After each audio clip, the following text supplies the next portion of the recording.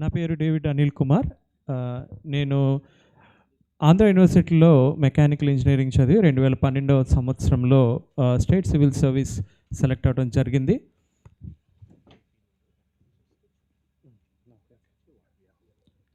So నేను 13 సంవత్సరాల తర్వాత విశాఖపట్నం 2 సంవత్సరాల ప్రార్థన తర్వాత విశాఖపట్నానికి ట్రాన్స్ఫర్ అయ్యి రావడం జరిగింది రీసెంట్గా. విఐపి ఫోరం అనే ఒక సంస్థ ద్వారా ఇలా మేము అనేక ప్రాంతాలకు వెళ్ళి యవనస్తుల మధ్య అదేవిధంగా ఓపెన్ ఎయిర్లో కూడా దేవుని గురించినటువంటి పరిచయం చేస్తూ ఉంటాము. దేవుని కృపను బట్టి ఈరోజు ఎంతో సంతోషం.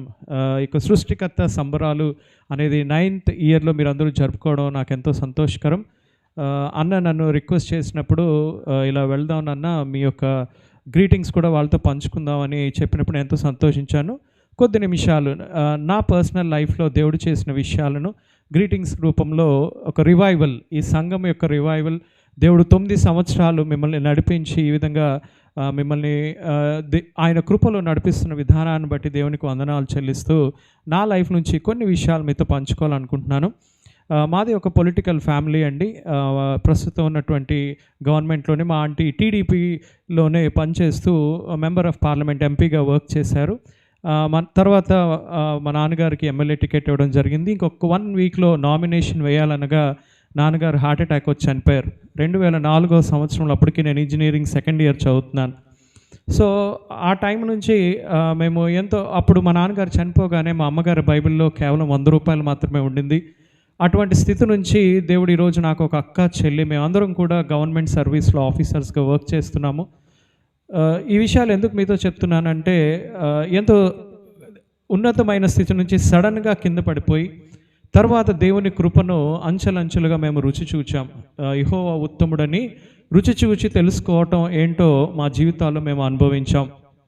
తర్వాత నేను ఆంధ్ర యూనివర్సిటీలో ఇంజనీరింగ్ కంప్లీట్ చేసుకొని ఈ సివిల్ సర్వీసెస్, ఐఏఎస్, ఐపీఎస్ ఇట్లా స్టేట్ సర్వీసెస్ చేయాలి అని నేను ఎంతో ప్రిపేర్ అవుతూ ఉన్నాను. 2014-15 సంవత్సరంలో నేను సివిల్స్ ఇంటర్వ్యూకి ఢిల్లీకి వెళ్ళటం జరిగింది. సో అక్కడ దేవుడు ఫస్ట్ టైం నా లైఫ్లో ఒక క్లియర్ కట్ మెసేజ్, నన్ను ఎందుకు పిలుచుకున్నాడు, నా జీవితంలో దేవుని చిత్తం ఏంటి అనేది ఆ రోజు ఫస్ట్ టైం నాకు తెలిసింది. ఆ యొక్క దర్శనం నేను మీతో షేర్ చేసుకుని నా గ్రీటింగ్స్ ముగిస్తాను.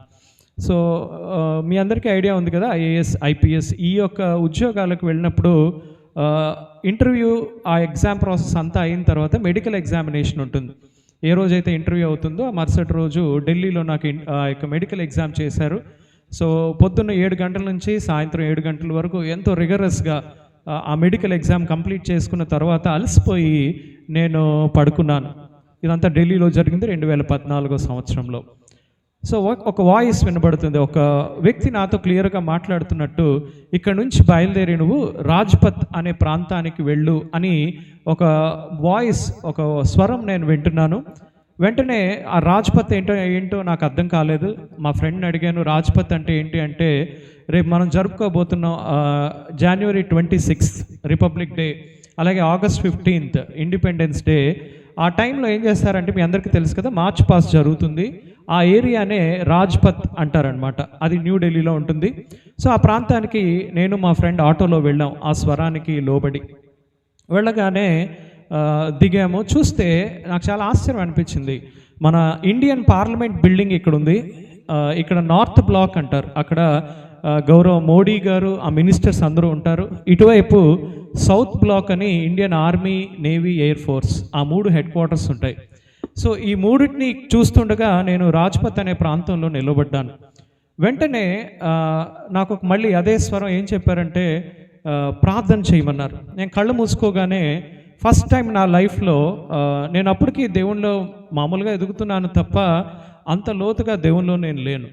ఈ ఎగ్జామ్ ప్రిపరేషన్లో ఉండిపోయి ఎక్కువ సమయం నేను టైం దేవుడితో గడపడానికి నాకు ఉండేది కాదు. సడన్గా ఏమైందంటే, నా కళ్ళు తెరవబడి మన ఇండియన్ పార్లమెంట్ బిల్డింగ్ మీద ఒక పెద్ద అనకొండ లాంటి పాము ఇలా హ్యాపీగా పడుకున్నట్టు నా కళ్ళలో చూస్తున్నాను. అది నేను దర్శనంగా చూస్తున్నాను, నాకు అప్పుడు తెలీదు. సో నా కళ్ళు మూసుకున్నా తెరిచినా ప్రార్థన చేస్తూ ఆ దర్శనాన్ని నేను చూసినప్పుడు నాకు చాలా భయం వేసింది. ఎందుకు ఈ దర్శనం వచ్చిందని నేను ఆలోచన చేస్తుండగా మళ్ళీ దేవుని వాయిస్, ఇప్పుడు నువ్వు దాన్ని గద్దిస్తూ ప్రార్థన చేయమనగానే నాకు నిజంగా ఏం చేయాలో రాదు. ఎందుకంటే ఏంటి ప్రభా, అసలు ఏం జరుగుతుందో కూడా నాకు అర్థం కావట్లే. ఎందుకంటే చాలా అలసిపోయాను. ఆ ముందు రోజు మెడికల్ ఎగ్జామ్లో మీకు తెలుసు కదా, పోలీస్కి మెడికల్ ఎగ్జామ్ ఎలా ఉంటుందో అంతకన్నా టాప్ టు బాటమ్ వరకు మెడికల్ ఎగ్జామ్ జరిగింది. ఒళ్ళంతా హోనం అయిపోయింది. సో ఆ బలహీనతలోనే ప్రభా ఏం చేయాలి అనగానే ఫిజికల్గా ఫస్ట్ టైం నా లైఫ్లో ఒక వ్యక్తి బయట నుంచి నా లోపలికి వెళ్ళి ప్రార్థన చేయడం చూశాను. నాకు తెలియదు అప్పటికే ఆయన పరిశుద్ధాత్ముడని. నాలోనికి వచ్చి, మనంతా బైబిల్లో చదువుతాం, ఉచ్చరింప శక్యము కాని మూలుగులతో మనం ప్రార్థన చేస్తామని. సో ఆయన నాలోనికి ఇలా ఫిజికల్గా ఎంటర్ అయ్యి నేను తెలియని భాషల్లో ప్రార్థన చేయడం స్టార్ట్ చేశాను. ఇదంతా ఢిల్లీలో జరుగుతుంది. వెంటనే ఆ ప్రార్థన అయిపోగానే నా కళ్ళు మళ్ళీ తెరవబడ్డాయి. ఆ పాము ఏదైతే ఉందో బుస్సలు కొడుతూ లేచి ఎవరు నన్ను డిస్టర్బ్ చేస్తున్నారు అని ఇండియన్ పార్లమెంట్ బిల్డింగ్లో అది లేచింది. తర్వాత దర్శనం అయిపోయింది. తర్వాత నేను హైదరాబాద్ వచ్చేసాను. అప్పటికి నేను హైదరాబాద్లో వర్క్ చేస్తున్నాను. ఆ టైంలో ఆంధ్ర తెలంగాణ విడిపోయే టైం అనమాట. మీ అందరికీ తెలిసి ఉండొచ్చు. 2014లో ఈ టాక్సేషన్ డిపార్ట్మెంట్కి నేనే నోడల్ ఆఫీసర్గా ఉన్నాను. సో ఆ పని చేస్తూ ఒక సాటర్డే సండే కూర్చొని నేను ఉపవాసం ఉండి ప్రార్థన చేస్తున్నా. ప్రభువా, ఏంటి నువ్వు దర్శనం ఇచ్చావు, ఏంటి ఈ దర్శన భాగ్యం యొక్క దాని యొక్క అర్థం ఏంటి అని నేను ఉపవాసం ఉండి ప్రార్థన చేస్తున్నప్పుడు దేవుడు నన్ను పిలుస్తూ, నిన్ను దానియేలులాగా యోసేపులాగా ఈ జనరేషన్కి ఒక ప్రవక్తగా నేను పిలుచుకున్నాను. నువ్వు నా సేవ చేయాలి. నువ్వు ఎక్కడికి వెళ్ళినా సరే ఒక 3 విషయాలు ప్రజలతో చెప్పాలి. ఎందుకంటే అన్నతో నేను మాట్లాడాను. అన్న, ఏంటి ఈ మీటింగ్ యొక్క ముఖ్య ఉద్దేశం అన్నప్పుడు, ఒక రివైవల్, ఒక ఉజ్జీవం అనేది ఈరోజు దేవుడు భారతదేశం మాత్రమే కాదు లోకం అంతటా స్టార్ట్ చేయబోతున్నాడు. ఆ ఉజ్జీవం వెనుక ఎవరు ఉంటారంటే యవనస్తులు ఉంటారు. ఆలోచన చేయండి. మనం ఇప్పటి వరకు ఒక విధానంలో దేవుని ఆరాధిస్తూ అనేక సంవత్సరాలు సేవను చూస్తూ వచ్చాం. మీరు దానియేలు గ్రంథంలో చూస్తే దేవుడు నాకు క్లియర్గా చెప్పాడు, దానియేలుకి ఇచ్చినటువంటి దర్శనంలో ఆఖరి కాలంలో మనం ఉన్నాం. అంటే ఆ పాదముల దగ్గర మీరు చూస్తే మట్టి ఇనుము ఉన్నటువంటి కాలం ఉంటుంది. మీ తర్వాత మీ బైబిల్లో చూడండి. ఆ ఇయర్స్ టైమ్స్ అన్నీ అయిపోయిన తర్వాత ఆ లాస్ట్లో ఏముంటుందంటే ఇనుము మట్టి. ఇనుము ఏంటంటే డిక్టేటర్షిప్. ఈరోజు మీరు చూడొచ్చు కదా, చైనా, రష్యా, ఇవన్నీ డిక్టేటర్షిప్స్ ఉంటాయి. ఈ యొక్క మట్టి ఏంటంటే డెమోక్రసీ. ఎంతో సులువుగా, మంది కూడా ఒక డెమోక్రసీ కదా. ఈరోజు ఏ గవర్నమెంట్ ఉంటుందో రేపు మళ్ళీ ఏ గవర్నమెంట్ వస్తుందో మనకు తెలియనటువంటి సులువుగా. సో అటువంటి కాలంలో నేను వస్తున్నాను అని దేవుడు చెప్పాడు. సో ఒక 3 విషయాలు దేవుడు చెప్పమన్నాడు. మీ ఉజ్జీవానికి అదెంతో ఉపయోగపడుతుందని ఆ 3 విషయాలు చెప్పి నా మాటలు నేను ముగిస్తాను. ఈ అంత్య దినాలలో నా ప్రజలు నన్ను ఎంతగానో ఆరాధిస్తున్నారు, కానీ నా చిత్త ప్రకారం వాళ్ళ జీవితాలు లేవు అని దేవుడు చెప్పాడు. మనం ఎంత ప్రయాసపడతాం కదా మీటింగ్స్ కోసం, ఇలా సేవ కోసం ప్రతిరోజు ప్రార్థన చేస్తూ ఉంటాం. కానీ ఈరోజు మీ దగ్గర పెన్స్ ఉంటే రాసుకోండి. 3 విషయాలు నేను చెప్తాను. మొదటిది, నా చిత్త ప్రకారము ప్రజలు ఉంటున్నారా లేరా అని చెప్పమన్నాడు దేవుడు. చాలాసార్లు మనం వాక్యంలో కూడా మనం చదువుతాం, ప్రభువా ప్రభువా అని పిలుచు ప్రతివాడు పరలోక రాజ్యంలో ప్రవేశించడు, కానీ పరలోకమందున నా తండ్రి చిత్త ప్రకారము చేయువాడే ప్రవేశిస్తాడు. ఈరోజు ఒక ప్రశ్న మీరు వేసుకోండి. మీ జీవితాల్లో ప్రతి నిర్ణయం, మీరు జీవిస్తున్న జీవితం దేవుని చిత్త ప్రకారం ఉందా లేదా? చాలా సీరియస్ ఇది. గవర్నమెంట్లో ఉన్నామా, బయట ఉన్నామా, లేదా సేవలో ఉన్నామా, మీరు ఏ పనైనా చేయండి, స్కూల్లో పనిచేస్తున్నా, చదువుతున్నా, హౌస్ వైఫ్గా ఉన్నా, ఈ ప్రశ్న వేసుకోండి, మీ జీవితం దేవుని చిత్తానికి అనుకూలంగా ఉందా లేదా? రెండవది, నేను ప్రతి ఒక్క మనిషిని ఒక ప్రణాళికతో, ఒక ప్లాన్తో పిలుచుకున్నాను. నా జీవితంలో నేను ఐఏఎస్ అయిపోయి ఈ స్టేట్కే రావాలని ఎంతో ఆశ ఉండేది. కానీ దేవుడు చెప్పాడు, ఇదిగో నువ్వు ఐఏఎస్ వైపు కాదు, ఈ టాక్సేషన్ వైపు రావాలి అని. నాకు డిఎస్పి కూడా వచ్చింది, పోలీస్ కూడా వచ్చింది, వెళ్ళిపోదాం అనుకున్నాను. కానీ దేవుడు ఎంతో బలంగా, నో ఈ ఉద్యోగం అయితేనే నువ్వు నా సేవ చేస్తూ పరిచర్య చేయగలవు అని. అప్పుడు నాకు అర్థం కాలే 13 సంవత్సరాల క్రితం. ఇప్పుడు 13 సంవత్సరాల తర్వాత నేను ఎంతో ధైర్యంగా దేవుని గురించి సాక్ష్యం చెప్పగలను. ఆ ఉద్యోగం, ఎందుకంటే ఇప్పుడు ఒక కలెక్టర్ అయ్యాను అనుకోండి, ఇంత టైం నాకు ఉండదు. అలాగే నేను పోలీస్గా ఒక హై ర్యాంక్లో ఐపీఎస్గా ఉన్న ఇంత టైం నేను స్పెండ్ చేయలేను, చాలా రెస్ట్రిక్షన్స్ ఉంటాయి.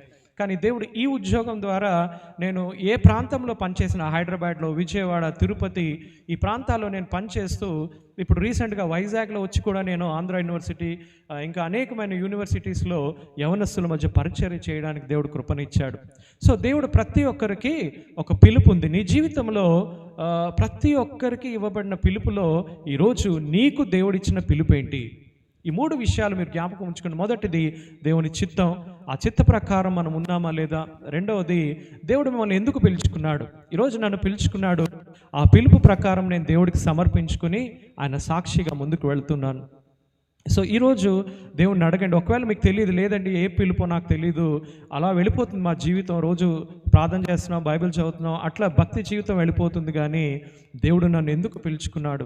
యవనస్తులు ముఖ్యంగా దేవుడు మీ అందరి ఎడల కూడా ఒక పిలుపు కలిగి ఉన్నాడు. మూడవది ఫైనల్గా ప్రాసెస్, ఒక ప్రణాళిక కలిగి ఉన్నాడు. ఈ చిత్తము పిలుపు జరగాలి అంటే దానికి ఒక ప్రణాళిక ఉంటుంది. చాలాసార్లు మనం ఆ మాట అంటాం కదా, నా ఇష్టం అంటాం, నా కోరికల ప్రకారం నా ఇష్టానుసారంగా నేను బ్రతుకుతాను అనే ఆలోచనతో వెళ్ళిపోతూ ఉంటాం, ఫెయిల్ అవుతూ ఉంటాం. అది మనం అనుకున్న జరగకపోతే వెంటనే ఎవరిని తిడతాం? దేవుణ్ణే తిడతాం. ఈ కరోనా వచ్చినప్పుడు మా బాస్ కరోనా వచ్చింది, నేను ఆయనతో రాత్రి అంతా పనిచేశాను, గవర్నమెంట్కి రిపోర్ట్ సబ్మిట్ చేయాలి నేను అమరావతిలో వర్క్ చేసేటప్పుడు. సో ఆయన కరోనా వచ్చింది, నాకు కరోనా రాలేదు. తర్వాత ప్రెస్ వాళ్ళందరూ కూడా చిన్న రీసెర్చ్ చేసి గవర్నమెంట్లో నాకు ఇంటర్వ్యూ తీసుకున్నారు. సార్ మీ బాస్కి వచ్చింది, మీకు అప్పటికి చాలామంది చనిపోతున్నారు, గవర్నమెంట్లో కూడా చాలామంది చనిపోతున్నారు. సో అప్పుడు నన్ను అడిగారు, మీరు యేసుప్రభు నమ్ముకున్నారు కదా, మీ యేసుప్రభు ఉన్నప్పుడు ఈ కరోనా ఎందుకు వచ్చింది అని. నేను వాళ్ళ రివర్స్లో అడిగాను, ఏమండి కరోనా వచ్చే వరకు యేసుప్రభు గుర్తు రాలేదా? ఆలోచన చేయండి. మనం ఏదైనా కష్టం రాగానే వెంటనే దేవుడి మీద ఆ యొక్క రెస్పాన్సిబిలిటీని వేసేస్తాం. కానీ దేవుడు చెప్తున్నాడు, నీ జీవితంలో దేవునికి ఒక చిత్తం ఉంది, నీ జీవితంలో దేవునికి ఒక పిలుపు ఉంది, మూడవదిగా దాన్ని జరిగించే ప్రణాళిక ఉంది. సో ఈ యొక్క 3 దినాలు మీరు ఈ యొక్క ప్రార్థనలో పాల్గొంటున్నారు కాబట్టి సిద్ధపాటు కలిగి, నా యొక్క గ్రీటింగ్స్ ఏంటంటే మీరు సిద్ధపాటు కలిగేదో క్యాజువల్గా, లేదంటే ఎందుకు మనం ఇక్కడ కూర్చున్నాం ఒక ఇంట్రెస్ట్తో. మీరు ఎవరు కూడా యాక్సిడెంటల్గా రాలేదు. మనం అనుకుంటాం వెళ్దాం ఈరోజు ప్రార్థనకి, కొంతమంది వెళ్దాం అనుకుంటారు, వెళ్ళరు. ఈ విషయాన్ని ఎందుకంటే నా జీవితంలో నేను వాటిని అనుభవించాను ప్రాక్టికల్గా. దేవుడు ఆ యొక్క పొలిటికల్ సర్కిల్స్లో, నేను లాస్ట్ గవర్నమెంట్ ఉన్నప్పుడు లోకేష్ గారి టీంలో వర్క్ చేశాను ఈ ప్రగతిలో. లాస్ట్ ఇయర్ అంతా కూడా నేను artificial intelligence in taxation CM గారి టీంలో నేను వర్క్ చేసి, మళ్ళీ రీసెంట్ ట్రాన్స్ఫర్స్లో నేను వైజాగ్ రావడం జరిగింది. మనం ఎక్కడ పనిచేసినా సరే యేసు ప్రభు గురించినటువంటి సాక్ష్యము అటు అధికారుల మధ్య, ఎందుకంటే చూడండి నాకు ఎందుకు ప్రభు ఈ ఆఫర్ ఇచ్చావు, నేను ఎందుకు ఇలా సేవ చేయాలని కొన్నిసార్లు అనుకునేవాడిని. ఎందుకంటే భాస్కర్ అన్నకి తెలుసు, చిన్నప్పుడే నేను ఇంజనీరింగ్ చదువుతున్నప్పుడే FMPB అనే ఒక మిషనరీ సంస్థలోనికి మిషనరీగా వెళ్ళిపోదాం అనుకున్నాను. కానీ దేవుని ప్రణాళిక వేరుగా ఉండి ఈరోజు దేవుడు నన్ను ఈ విధంగా వాడుకోవడం ద్వారా పాస్టర్లు లేదంటే సేవకులు వెళ్ళి డైరెక్ట్గా సువార్త చెప్పలేని ఆ యొక్క సెక్యులర్ పొజిషన్స్లో ఉన్నవాళ్ళు, మినిస్టర్స్, వీళ్ళందరితో కూడా నేను దేవుని గురించి పంచుకోవడానికి దేవుడు నాకు కృపనిచ్చాడు. కాబట్టి ప్రియ దేవుని బిడ్డ, ఇక్కడ ఎందుకు నువ్వు కూర్చున్నావో ఆలోచించుకో. రానున్న 3 దినాలు దేవుడు మీ జీవితాల్లో గొప్ప కార్యాలు చేయబోతున్నాడు. ఈ 2026 ఈ యొక్క నూతన సంవత్సరాన్ని మనం ఆరంభిస్తూ ఈ దినాలను జ్ఞాపకం చేసుకుంటూ, దేవుడు నా జీవితంలో ఒక గొప్ప చిత్తాన్ని కలిగి ఉన్నాడు, నా జీవితంలో ఒక గొప్ప ప్రణాళిక, పిలుపు కలిగి ఉన్నాడు, ప్రణాళిక కలిగి ఉన్నాడు, గుర్తుపెట్టుకొని మనం ముందుకు వెళదాం. నాకు ఈ అవకాశం ఇచ్చినటువంటి ఈ యొక్క సృష్టికర్త మినిస్ట్రీస్ ఆండ్రూస్ గారికి, అదేవిధంగా ఉన్నటువంటి టీం అంతటికి, పాస్టర్ గారికి, ముఖ్యంగా నన్ను ఇక్కడికి ఆహ్వానించిన భాస్కర్ అని కూడా నా హృదయపూర్వక వందనాలు చెల్లిస్తున్నాను. All the best. Thank you అండి. Thank you very much. Hallelujah. దేవునికి స్తోత్రం. ప్రైజ్